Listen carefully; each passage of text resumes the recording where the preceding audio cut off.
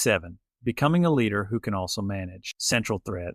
The goal is not to choose leadership over management. The goal is to know which one the moment requires. Opening hook. After 6 weeks of separating leadership and management, we have to bring them back together because the point was never to create two camps. It was never to say, be a leader, not a manager, as if management were a lower calling. The real goal is maturity. Mature leaders can inspire people and organize work. They can create clarity and build systems. They can move first and follow through. They can develop people and still hold standards. A leader who can also manage is not split in half. They are integrated. The 5 practices. Here is a simple way to think about that integration. Clarify direction, build trust, create systems, develop people, and measure what matters. Clarify direction means people know where we are going and why it matters. Build trust means people experience the leader as honest, consistent, and for the good of the team. Create systems means the work has enough structure to be repeatable.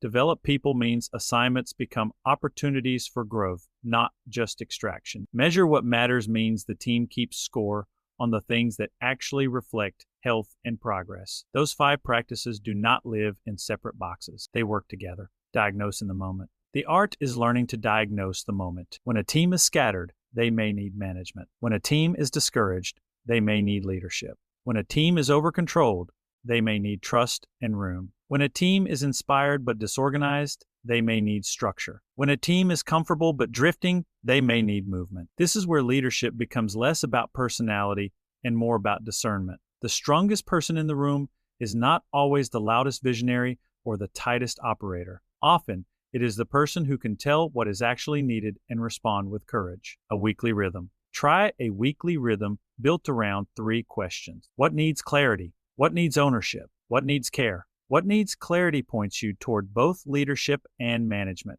Maybe the vision is fuzzy. Maybe the next step is fuzzy. What needs ownership exposes the places where responsibility is unclear or too dependent on you. What needs care reminds you that people are not machines inside a system. They are human beings carrying the work. Those questions are simple enough to use every week and deep enough to keep teaching you. The final landing. The difference between leadership and management matters because people deserve more than organized pressure. They deserve direction, trust, development, and the kind of structure that helps them do meaningful work well. And the work deserves more than inspiration. It deserves discipline, follow-through, clear priorities, and the humility to manage the details that make the mission real. So do not ask whether leadership or management is better. Ask what faithfulness requires in this moment. Sometimes it requires a plan. Sometimes it requires a hard conversation. Sometimes it requires a system. Sometimes it requires courage. Often it requires both. Integration under pressure. Integration is easy to admire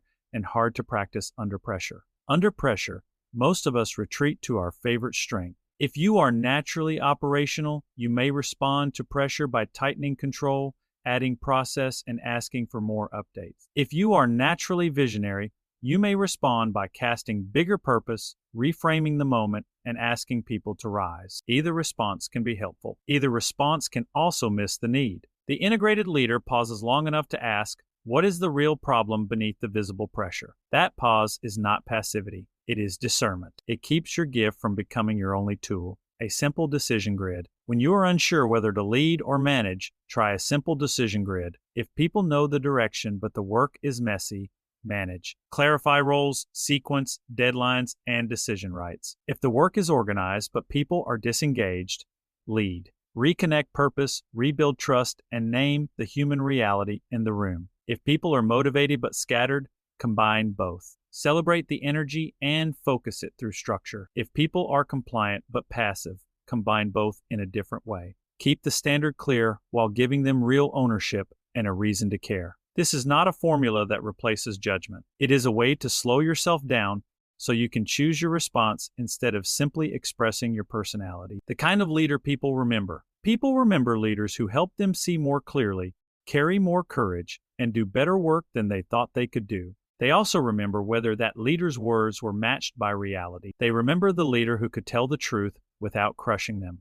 They remember the leader who gave them room and still gave them support. They remember the leader who cared about the mission enough to manage the details and cared about the people enough not to reduce them to the details. That is the picture we have been moving toward for 7 weeks. Not a leader who floats above management, and not a manager who hides from leadership. A person who can hold purpose and process, people and performance, courage and consistency. The personal work of integration. Integration is not only a technique, it is personal work. It requires leaders to notice what they avoid. Some avoid management because details expose whether their ideas are actually ready. Some avoid leadership because people are more complicated than systems. Some avoid hard conversations because they prefer being liked. Some avoid structure because they fear it will limit creativity. Your avoidance pattern is a teacher. It shows you where your leadership may be underdeveloped, not condemned, underdeveloped. So ask yourself, which side of responsibility do I tend to admire from a distance but avoid in practice? Do I celebrate vision